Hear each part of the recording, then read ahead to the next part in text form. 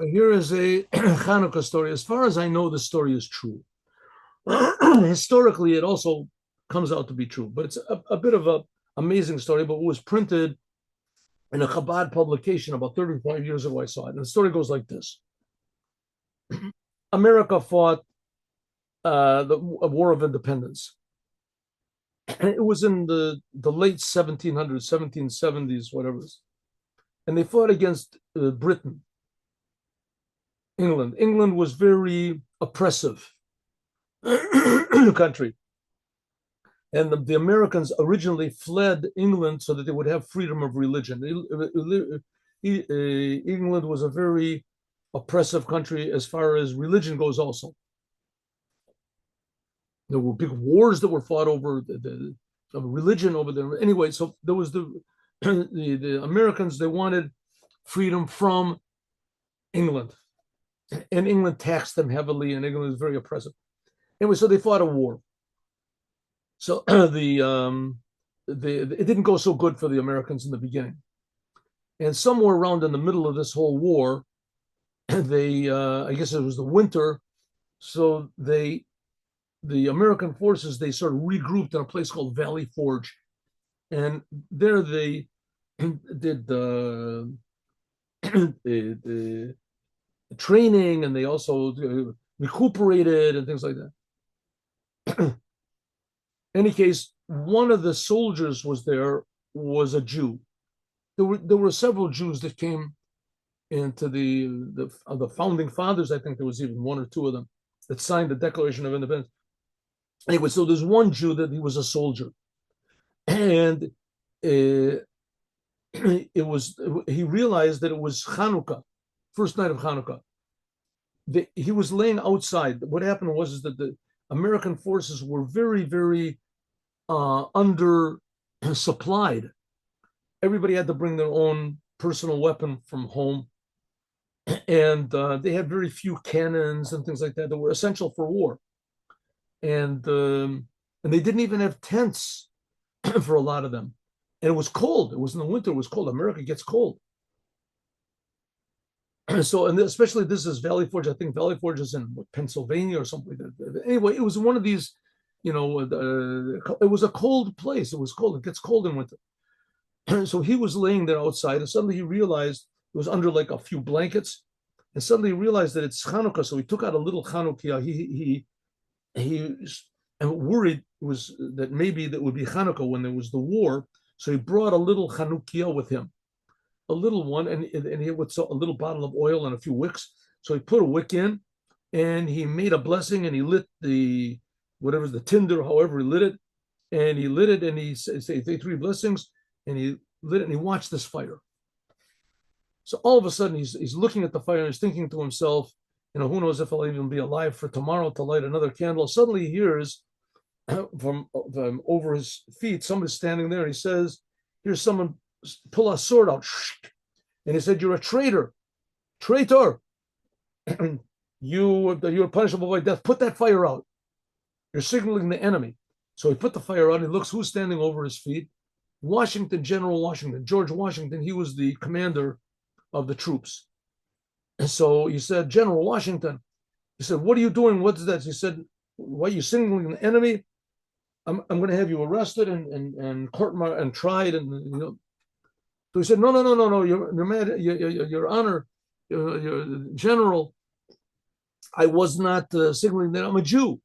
So what? He said, well, it's a Jewish holiday. Says what Jewish holiday is it? It says it's the holiday of Chanukah. So George Washington said, listen, I know the whole Bible. There's no such holiday. You made that up. He said, no. The Bible only goes up to the beginning of the Second Temple.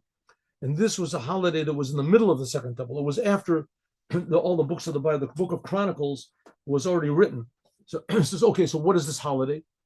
So he said, well, we fought against the Greeks, and it was a religious war, and we were outnumbered, and we won, and we sanctified the temple. And all of a sudden, he gets this Jew. His name was Solomon.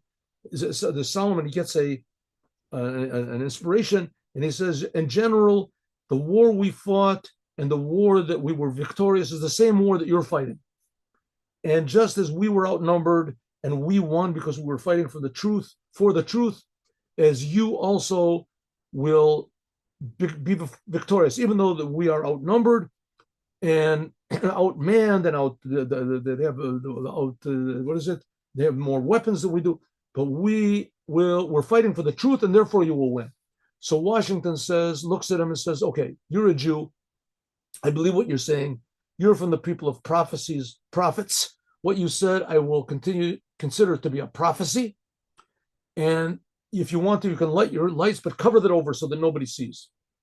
Okay, so he did so, and sure enough, when the Americans went back into the war, they won.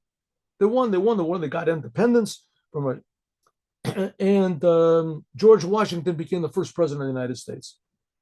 This Solomon went back home. He had a printing house or something like that in Boston, wherever it was. And one night he's sitting with his family, and here's a knock on the door. Opens the door. Who's standing there? Washington. Washington is standing there. He's standing there with a few honorables after him. When coat and tails, whatever it is. He said, General Washington, do you remember me? Washington said, of course I remember you. You were the general. You were my. He said, well, do you remember that night that we spoke together? He said, of course I remember.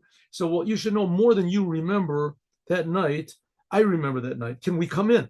So he said, certainly, but the house is not ready. He said, don't worry about it. And he came in. He says hello to Solomon, his wife, and the children. And of course, they're all, in awe. Here's the president of the United States. And he says, do you know what happened? I want to give you this medallion. He gave him a medallion, says, to the honor of whatever Mr. Solomon, and for the inspiration that he gave me on that night. There's a little picture of a Chanuka menorah. And he said, you want to know something, Solomon? You remember that night? He said, of course I remember. He said, maybe you've asked yourself why I was walking around that night, says Washington. You know what I was doing walking around that night? I was surveying, I was looking over all the troops, and I saw the terrible situation that we were in and the terrible conditions and how we were outnumbered and we didn't have enough bullets. We didn't have this. And I made up my mind that that's it. In the morning, I'm going to go over to the English troops and I'm going to surrender. And I'm going to make a conditional surrender that they should let you, all of you, go home. And that's it. We announced defeat. I decided we have no chance of winning. And then I saw you and I saw the fire and I stopped you. I thought you were a spy. I thought you were a traitor. And when you told me that the Jews were fighting insurmountable odds, and because they were fighting for the truth, they won, and so I will also win, as I took that as an inspiration from God, and we went into the war because of your words.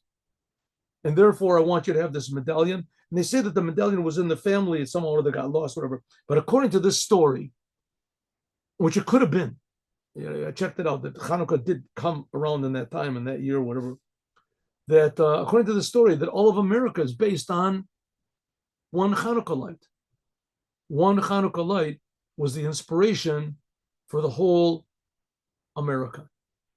May it only be that God bless America, even today, and that all of the Americans should do exactly what God wants, the 7 Noahide commandments, and it'll be a source of truth and beneficence and prosperity and love and health for the whole entire world. Have a good day with Mashiach now. Happy Chanukah. We'll see you tomorrow morning, 8 o'clock in the morning.